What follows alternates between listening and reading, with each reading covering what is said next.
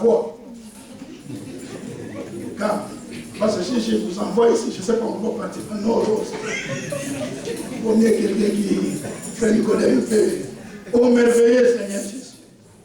110, pas 110, cantique 4, 5, 7. Ô merveilleux Seigneur Jésus. Croyez-vous qu'il est merveilleux? Amen. Est-ce que vous le croyez? Amen. Celui qui croit ça, qui dit Amen. Amen. Si vous n'avez pas encore expérimenté le Seigneur, je vous dis aujourd'hui, comme le frère Sam l'a dit, le Seigneur agit encore. Oui. Le Seigneur agit. J'aimerais donner un témoignage. Il est où notre frère Breda? Frère, lève-toi, frère. Non, le frère, oui. Non, le frère qui est derrière. Voilà, lève-toi. Nous avons des témoignages. Votre fils est là? Non, il n'est pas là. Ah, il fallait l'amener, frère. Viens, frère, approche. Je me rappelle une fois, le Seigneur a permis qu'on puisse passer à Breda. Hein?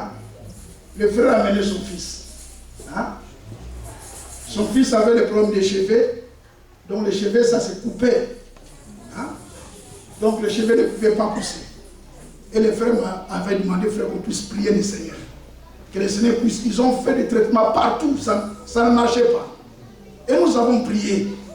Et dernière fois, c'était le week-end passé. N'est-ce pas, frère Bosso? J'étais à Breda, le frère m'a amené le petit.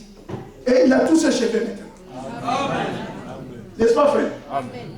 Jésus-Christ est le même. Amen. Hier, aujourd'hui et pour toujours. Aujourd'hui, si vous croyez, tout est possible à celui qui croit. Amen. En lui, il n'y a pas de favoritisme. Le seul secret, croit simplement. Amen. Alléluia. Amen. Notre Dieu guérit. Amen. Le Seigneur a fait pousser les cheveux, là où les cheveux ne pouvaient pas sortir. Il est là, c'est son fils. Amen. Amen. Un jour, vous allez voir, il a des cheveux partout. Dieu a poussé les cheveux. Que Dieu bénisse. Entrez dans la paix. Que Dieu soit loué. Amen. Il y a beaucoup de témoignages. Le Seigneur agit. Et je vous dis encore aujourd'hui, le Seigneur qui est là présent, s'il y a des malades ici dans cette salle, crois simplement. Amen. Tu sortiras ici guéri. Amen. Que le nom du Seigneur soit loué. Il est au Nicodème. Il était ici. Ah, okay. Bon, on va chanter Ô merveilleux Seigneur Jésus. Chante ça de tout ton cœur. Il est vraiment merveilleux. Amen. Alléluia. Amen. Nous ne prêchons pas la philosophie, nous prêchons la réalité. Amen. Que Dieu soit loué. On y va. Ô merveilleux Seigneur Jésus. Hein? Qu'est-ce qu'il y a? Tu ne sais pas ça? Mais Richard est là, Richard. Prends ça directement. On puisse aller direct. Les jeunes frères prendraient notre cantique. Ô merveilleux Seigneur. Nous allons le chanter avec ce que nous chantons ici, il faut le croire. Amen. Alléluia. Amen. Le Seigneur est merveilleux. Amen. Il est celui qui guérit tous nos maladies. Amen. Et moi je crois dans cette réunion, vous allez expérimenter des choses terribles que vous n'avez pas encore vues dans votre vie. C'est question de croire simplement. Tout est possible à celui qui croit. Ô merveilleux. On y va.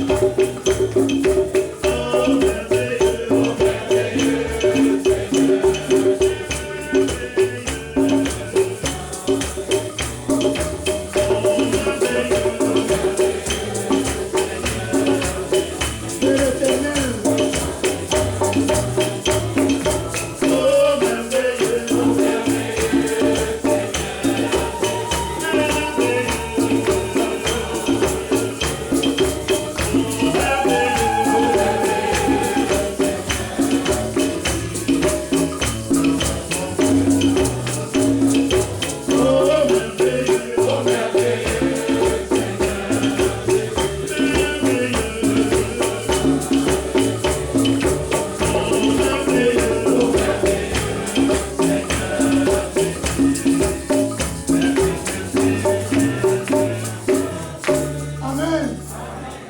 Nous voulons chanter avec joie. Quand tu chantes là, il faut croire à ce que tu chantes.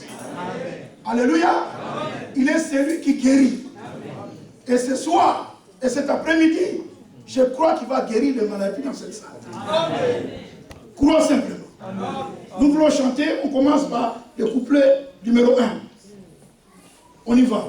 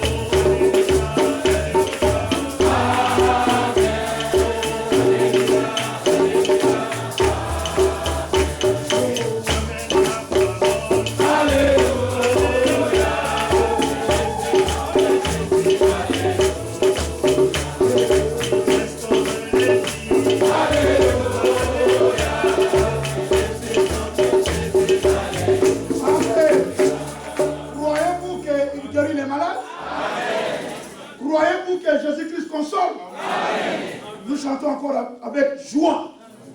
On y va, frère. On y va. Quel est cet homme de Jésus? Amen.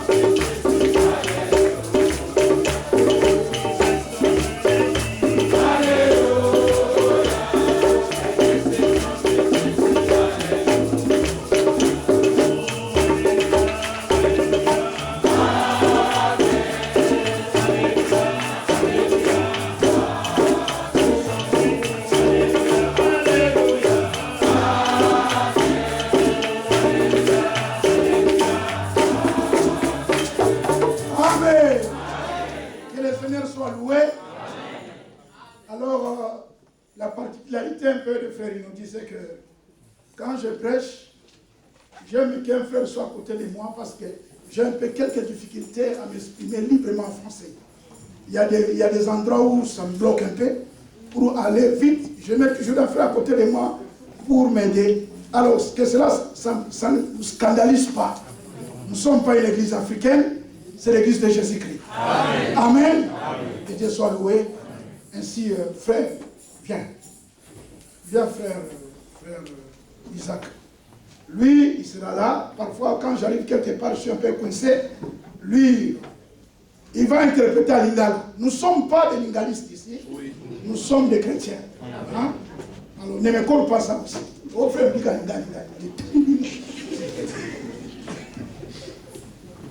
que Dieu soit loué. Pendant que nous sommes debout, nous lisons l'écriture. Déjà, nous avons écouté de très bonnes paroles. Le Seigneur a parlé suffisamment dans la bouche de ses serviteurs. Nous prenons Jean 17.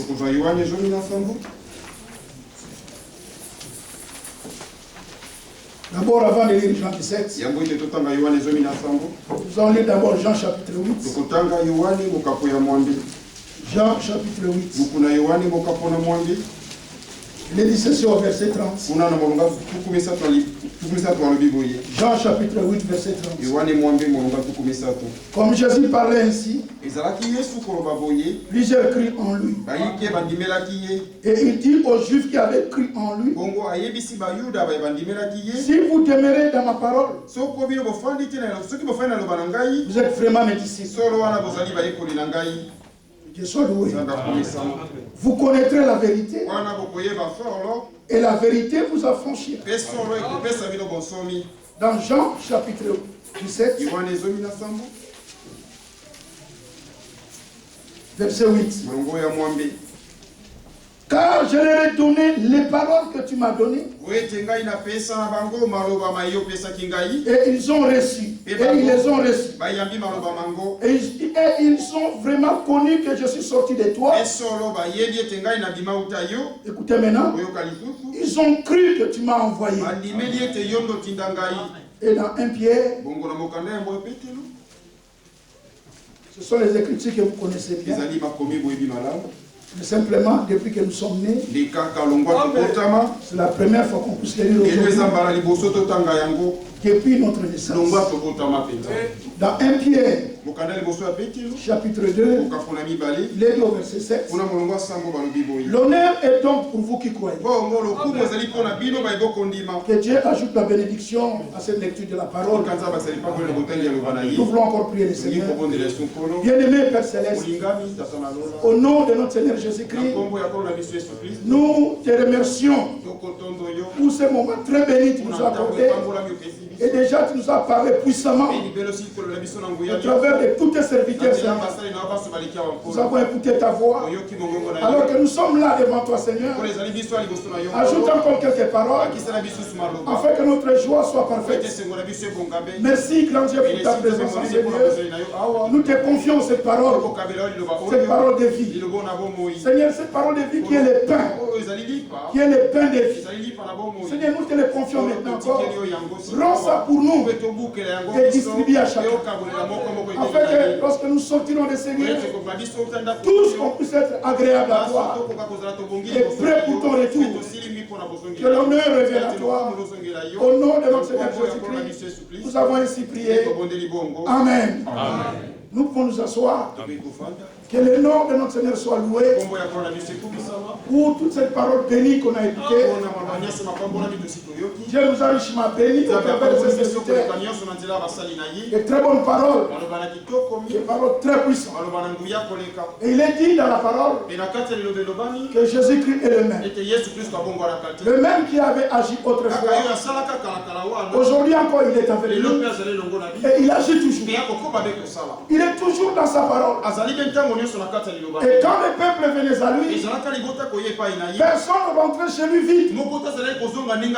Parce que le Seigneur convoquait pour bénir son peuple. Il nous a tous amenés en ce lieu simplement pour nous faire du bien. Mais simplement Dieu travaille dans le cœur qui croit. Ici, Dieu n'a pas besoin de philosophes.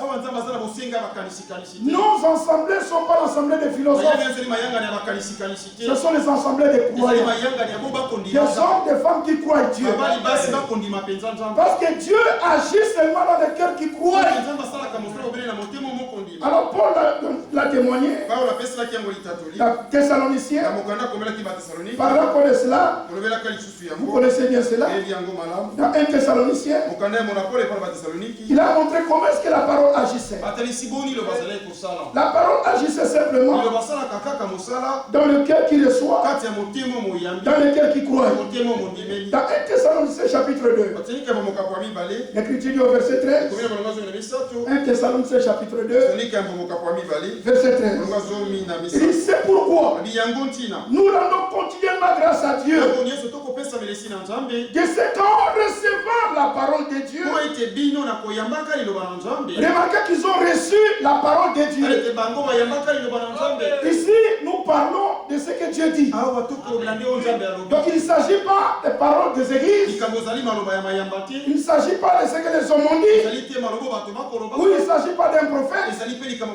Il s'agit de Dieu. Recevez la parole de Dieu. Alléluia. Pas la parole de l'homme, mais la parole de Dieu.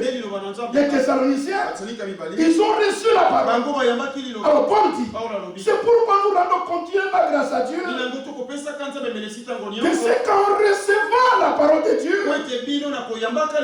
que nous avons fait attendre. Vous l'avez reçu. Non comme la parole des hommes, mais ainsi qu'elle est véritablement comme la parole de Dieu qui agit en vous qui croyez.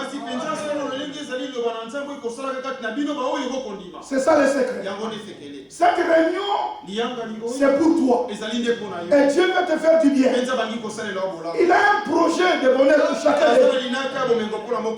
Remarquez que nous avons déplacé des kilomètres. Pas pour rentrer chez nous tel que nous sommes venus. Moi je crois que dans cette réunion, Dieu agira dans les cœurs qui croient. La parole de Dieu est agissante. La parole de Dieu agit dans le cœur de celui qui croit. Paul écrit dans Hébreu chapitre 4. Parlant de la parole, montrant comment est-ce qu'elle est la parole de Dieu. Nous sommes dans Hébreu chapitre 4. Il dit au verset 12, car la parole de Dieu est vivante. Vous voyez, la parole de Dieu, elle est vivante. Pas seulement vivante. Écoutez ce que l'Écriture dit. Elle est efficace. Elle est efficace. Mais cette parole agit simplement dans le cœur de celui qui les reçoit. Voilà pourquoi cet après-midi, tu es venu ici pour recevoir. Pas pour raisonner. Parce que nous allons prier. Ce que Dieu a fait dans le fils de notre frère, il peut aussi le faire ce soir dans cette salle. Jésus-Christ est le même. Je me rappelle mon dernier voyage à Lubumbashi. Je répète toujours ce témoignage. Parce que nous sommes au temps biblique. L'Esprit de Dieu est en action aujourd'hui. Si nous pouvons seulement écrire des témoignages, on pourrait remplir des livres. Il y avait une sœur dans ce jour-là. Frère Eli était témoin.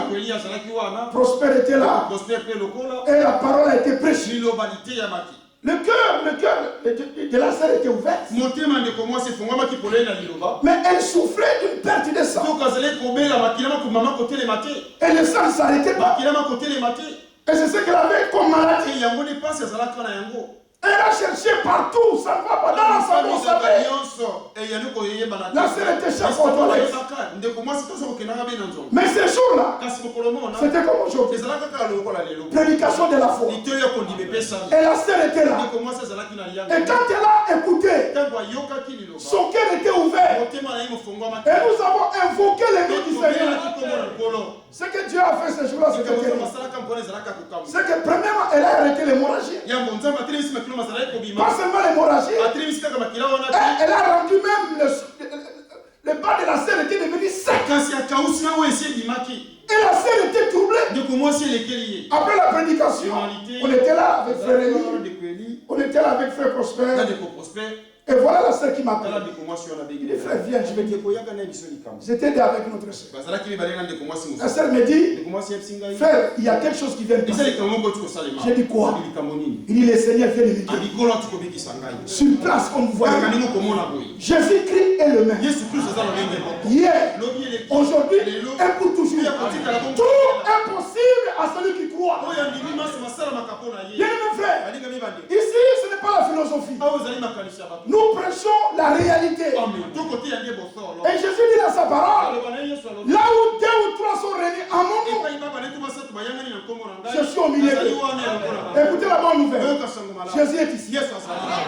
Il est ici pour toi. Alors ça dépend seulement de la disposition de ton cœur. Mais moi je t'exhorte, ne sortez pas de cette salle avec tes fardeaux, avec tes soucis, avec tes maladies. Tu es venu ici pour tout déposer au pied du Seigneur. Ce n'est pas Boni qui nous a convoqués, c'est Jésus-Christ. Qui croit ça? Alors, tu n'as pas le droit de sortir d'ici avec tes femmes. Parce qu'après la prédication, nous allons prier. Nous allons prier. Qu'est-ce que nous voulons dire par là? Si dans la salle, il y a quelqu'un que le médecin t'a abandonné, il dit pour ta situation c'est impossible. Mais aujourd'hui, les grands médecins disent, ce n'est pas inaudit. Si tu mets ta foi sur moi, tu seras déçu. Mais si tu crois à Jésus, alléluia, Jésus te guérira, alléluia. Le Seigneur Jésus est le même. Nous avons lu dans Hébreux chapitre 4, verset 12. Car la parole de Dieu est vivante et efficace. La parole de Dieu agit. Mais cette parole agit dans le cœur de celui qui croit. Bien mes frères, Dieu ne peut jamais mentir. Dieu, ce qu'il dit est vrai. Dans Isaïe 45, croyez ce que Dieu dit. Dans Isaïe chapitre 45, il est au verset 22. Isaïe 45, 22. Écoutez ce qu'il dit. D'abord, dernière partie du verset 21. Il dit ceci. Dernière partie du verset 21. Il n'y a point d'autre Dieu que moi. Je suis le seul. Dieu juste et qui sauve. Alléluia. Et il dit au verset 22. Tournez-vous vers moi. Et vous serez sauvés. Vous tous qui êtes aux extrémités de la terre. Car je suis Dieu. Il n'y en a pas d'autre. Alléluia. Il dit au verset 23. Je le gis. Remarquez, c'est Dieu qui gis. Alors, le serment, c'est une garantie qui met fin à tout. Dieu pour parler, il fait intervenir le serment. Il dit, je le jure par moi-même. Qu'est-ce que Dieu veut dire? Écoutez la suite. La vérité sort de ma bouche. Et ma parole ne sera pas révoquée. Alléluia. Alors aujourd'hui, tourne simplement ton cœur à lui. Amène tous tes fardeaux à lui. Quand nous allons dire que nous voulons prier, présente-lui tout. L'apôtre Pierre a dit, déchargez-vous sur lui. Alléluia. De tous vos soucis. Ne partez pas avec tes soucis. Aujourd'hui, Quel est ce souci qui t'embête? Est-ce les enfants? Dis à français. Moi, ces enfants me dérangent tellement. Je dois finir avec ces enfants. Aujourd'hui, amène tes enfants. Mais maman n'est pas encore. Il est capable. Alléluia. Il est capable d'ôter la rébellion. Ton problème c'est quoi? Est-ce que c'est ton mari? Mais souviens-toi d'Abigaël. Il avait un mari très bon. Vous connaissez le nom de ce monsieur? Le mari d'Abigaël. C'était qui déjà son nom? Hein? Nabal. Un homme très mauvais. Mais cette soeur a aimé cet homme. Il le présentait toujours au Seigneur. Est-ce que dans cette salle, es-tu Abigaël? Mais il y a les grands dieux ici. Le Dieu de David. Présente ton mari Nabal. Dis Seigneur, je te présente mon mari.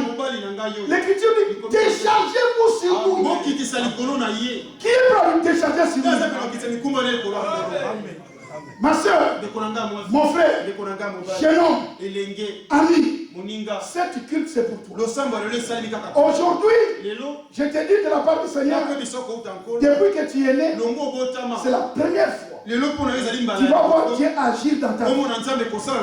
Mais Dieu travaille que dans le cœur qui croit. Alléluia. Alors il dit tournez-vous vers moi. Pas vers une église. Une église ne sauve pas. Tu n'as jamais envoyé les églises. Non frère. Il n'a jamais envoyé l'église, ni les catholiques, ni les témoins de Jéhovah, ni les messages. Dieu n'a jamais envoyé ça. Le cœur de la Bible. Jean chapitre 3, verset 7. Dieu a tant aimé le monde qu'il a donné. Remarquez quand Dieu donne, alors reçois. Quand tu refuses, c'est de l'incrédulité. Mais il a donné qui? Pas un prophète. Il a donné son fils. Et son fils, c'est le Seigneur Jésus-Christ. Afin que quiconque l'accepte. Si tu acceptes Jésus, l'Écriture dit qu'il va recevoir le pardon de tous tes péchés. Alléluia. Pas seulement le pardon, la solution à tous tes problèmes. Oh, quelle occasion. Quelle occasion que Dieu t'a accordé aujourd'hui. Ne sortez pas de cette salle. Tel que tu es venu. Amène seulement tes fardeaux à nous. Il est là pour nous faire du bien. Alléluia. Alors tournez-vous vers lui. Vers qui? Vers Jésus-Christ. Il est au centre de notre prédication. C'est de lui que nous parlons. L'homme Jésus. Il a été mandaté simplement pour notre bien. Dieu nous a tellement aimés. Le seul cadeau qu'il nous a accordé, c'est Jésus. Alléluia. Alors si tu étais attaché aux églises, l'heure est venue où tu dois donner ton cœur à ce cadeau merveilleux que Dieu a accordé à l'humanité. L'homme Jésus. Alléluia. Il est mort pour toi à Golgotha. Le châtiment qui te donne la paix était tombé sur lui.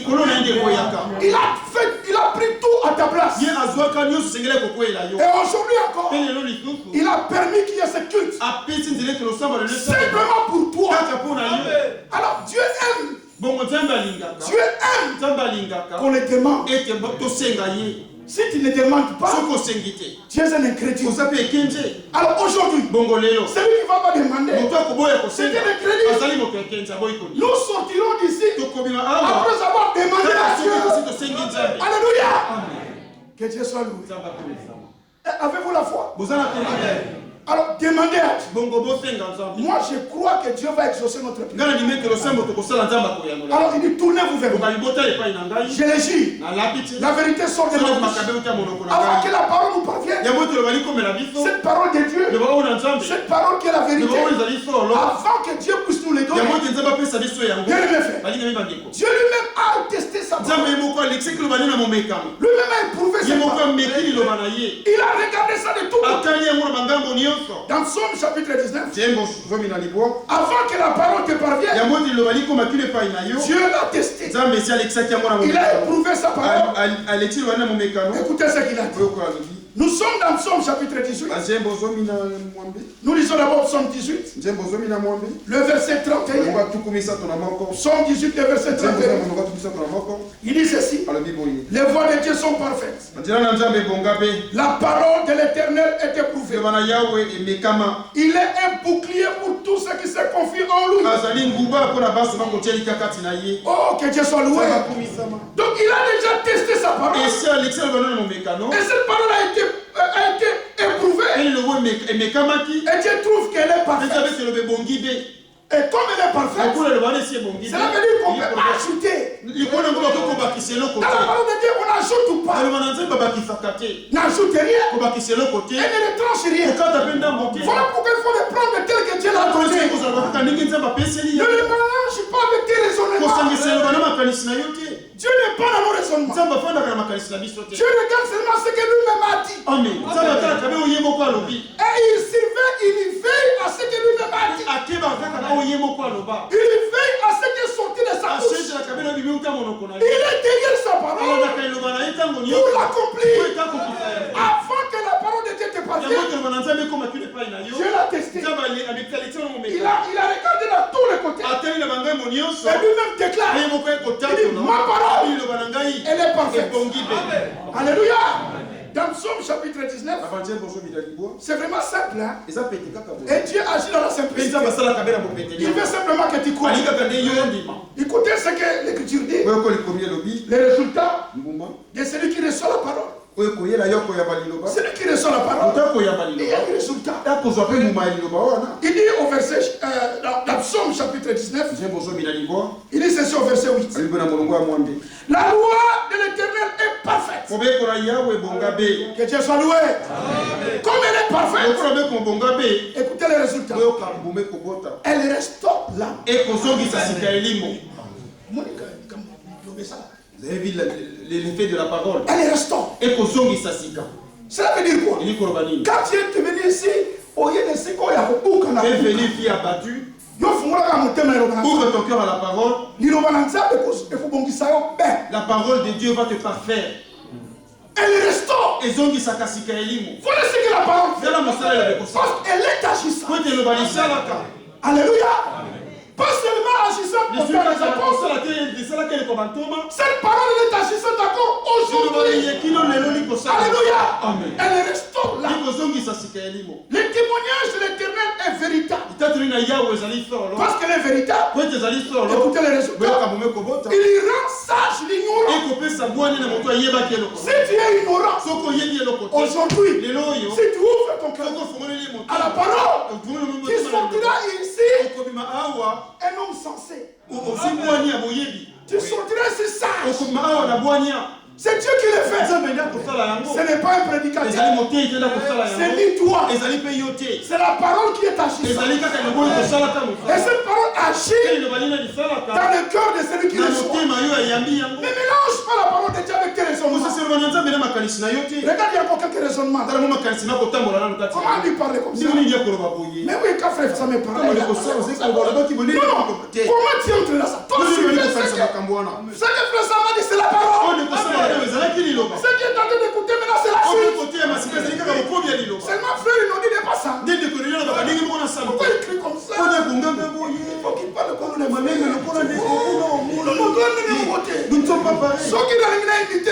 Si je vais l'imiter, ça ne marchera pas. Chacun a sa façon. Quand Dela viendra, il a sa façon à lui. Quand il viendra, il a sa façon. Mais nous tous la même parole. Amen. Que Dieu soit loué. La parole de Dieu est puissante. La parole de Dieu agit à celui qui croit. Aujourd'hui, tu as besoin de cœur qui croit. Crois la parole telle que Dieu la donne. Ne mélange pas ta pensée. Ne mélange pas ta pensée à la parole divine. Je suis sa parole pour l'accomplir dans la vie de celui qui la croit. Que Dieu soit loué. La parole de Dieu, elle est agissante. La parole de Dieu agit dans le cœur de celui qui croit. Alors, les témoignages de l'Éternel, il rend sage l'ignorant. Les ordonnances de l'Éternel sont droites. Résultat, elle réjouit le cœur. Frère, il y en a qui cherchent la réjouissance dans la drogue, dans l'alcool. Nous, c'est la parole. La parole réjouit le cœur. Ouvre simplement ton cœur. Tu verras que ton cœur sera débordant. Et c'est Dieu qui va le faire. Alléluia. Dieu travaille. Dieu agit. Moi, je le crois. J'ai déjà vu Dieu travailler, confirmer sa parole. Ça, je le vis. Ce n'est pas, on prêche pas. Oh non, tu vois, notre Dieu, il avait guéri comme il avait fait dans cette... Non, nous avons vu Jésus travailler. Alors, ce soir, il est ici. Il veut simplement agir dans ta vie. Tout est possible à celui qui croit. Alléluia. Donc la parole de Dieu réjouit le cœur. Les commandements de l'Éternel sont purs. Comme elle est pure. Résultat, elle les éclaire les yeux. Si tu n'as pas encore compris comme il faut, Dieu va t'éclairer. Tu sauras dans quel temps que nous sommes arrivés à la fin des temps. Mais c'est le temps où le monde est aveuglé. Mais Dieu ouvre les yeux des élus. Alléluia. Parce que le Seigneur, il a des choses qu'il nous avait dit. Il dit, quand vous verrez. Mais pour voir, il faut que tes yeux soient. Il dit, quand vous verrez ces choses arriver, commencez à arriver. Quand vous verrez, redressez votre tête. Mais pour voir, il faut que Dieu lui-même illumine tes yeux. Pour que tes yeux soient illuminés. Ce n'est pas un pasteur qui va le faire, ni un prophète. C'est toujours Dieu. Dieu agit au moyen de sa parole. Est-ce que vous écoutez? La parole de Dieu est agissante. Mais cette parole agit dans le cœur de celui qui croit. Et l'Écriture dit, les commandements de l'Éternel sont purs. Ils éclairent les yeux. La crainte de l'Éternel est pure. Elle subit ça toujours. Les jugements de l'Éternel sont vrais. Ils sont tous justes. Ils sont plus précieux que les l'or. Que beaucoup d'orphelins. Ils sont plus doux que le miel. Que celui qui coule tes lèvres. Écoutez-moi le verset tout. Et cela nous voulons mettre là. Parce que Dieu a déjà parlé. Que sa parole est agissante. Et cette parole agit dans le cœur de celui qui croit. Mais écoutez-moi le verset 12. Le psalmiste dit, parce que Dieu a déjà expliqué ce que c'est sa parole. Mais le verset 12, il dit, ton serviteur aussi. On reçoit instruction. Cela veut dire il accepte cette parole. Il accepte dans son cœur. Et la suite, pour qui les observe, la récompense est grande. Et je vous annonce de la part du Seigneur, il y a une grande récompense qui t'attend. Aujourd'hui, avant de sortir de cette salle, si tu laisses la parole de Dieu agir, simplement, tu crois Dieu. Alléluia. Tu crois Dieu. Parce qu'il y a une différence entre croire Dieu et croire en Dieu. Croire en Dieu ne sauve pas. Parce que les démons se croient en Dieu.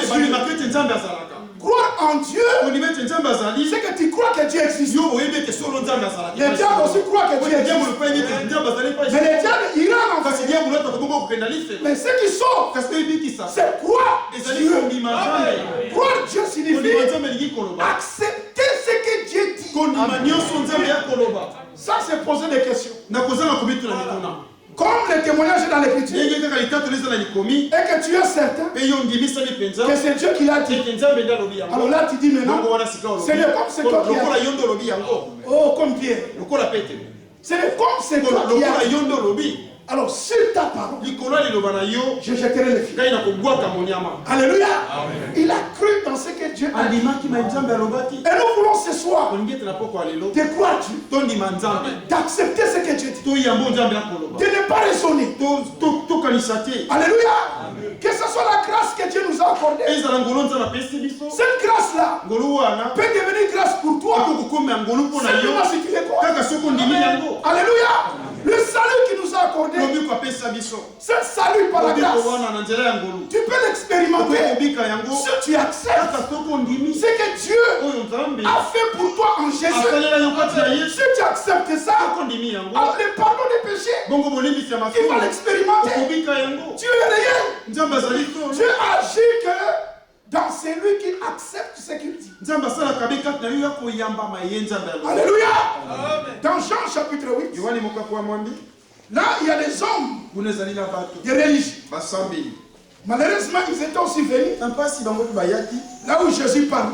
Je n'aimerais pas que ça soit ton cas. Parce que tous nous sont venus pas écouter les hommes, pas pour écouter ça, pas pour écouter Bonnie, pas pour écouter Bosco, pas pour écouter Stéphane, pas pour écouter Adela, pas pour écouter notre frère, pas pour écouter les prédicateurs. Si vous êtes venus pour écouter les prédicateurs, vous salirez. Mais oui. Parce que qu'est-ce que les gens peuvent transmettre? Ils vont parler de leur expérience. On n'a pas besoin. Pourquoi nous amener ici? Moi, je on n'a pas besoin de ce que toi tu penses. Ici, nous vous prêchons pas ce que nous pensons. On dit moi, on n'a pas besoin de toi. Nous avons besoin d'insister le Seigneur. Amen. Nous te respectons.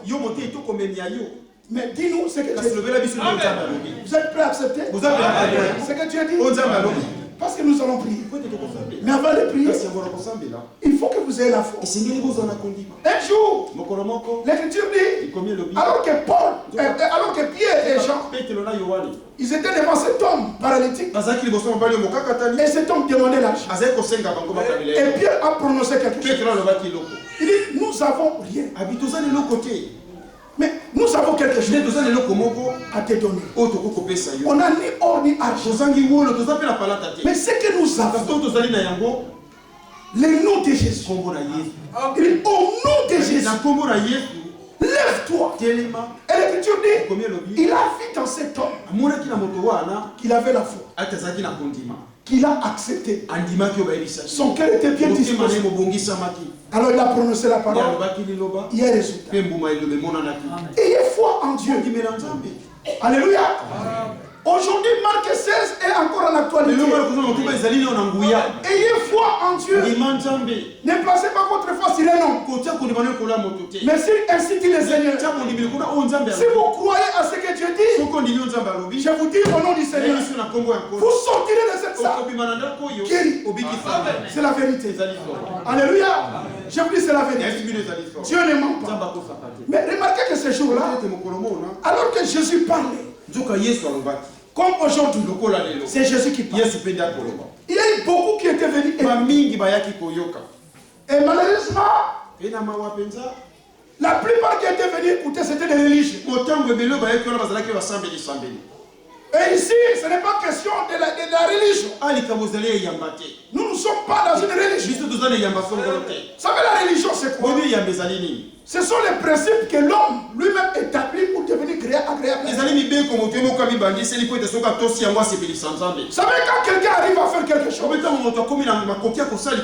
il va se glorifier dans ce qu'il a fait. Et il va brandir ça partout. Mais si c'est le Seigneur qui fait, tu vas pas te glorifier.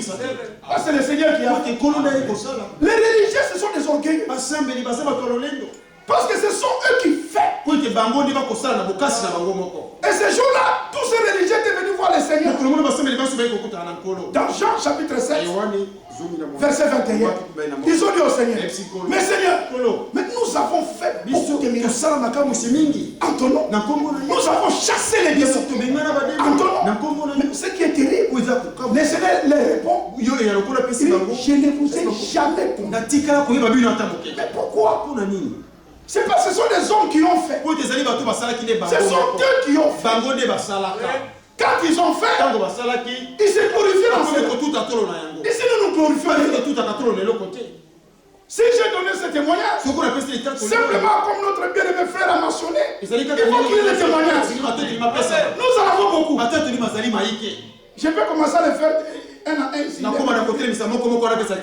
Mais simplement, la différence qu'il y a entre nous et les autres, nous constatons ce que Dieu fait. Nous glorifions Dieu dans le monde. Et nous avançons. Nous ne faisons pas cela à pas de commerce. Je ne sais pas si je me suis bien expliqué. Parce qu'aujourd'hui, dans les dénominations, si un prédicateur prie pour quelqu'un qui est montre miracle, alors on va les taxer même d'un prophète. Une fois j'étais en Inde, après la prédication, c'était tellement puissant. Et il y a un frère qui m'a dit, et ce frère-là, bon, soit il est aussi prophète. Alors il m'a dit, Namoni, je vois ton ministère, tu es apôtre.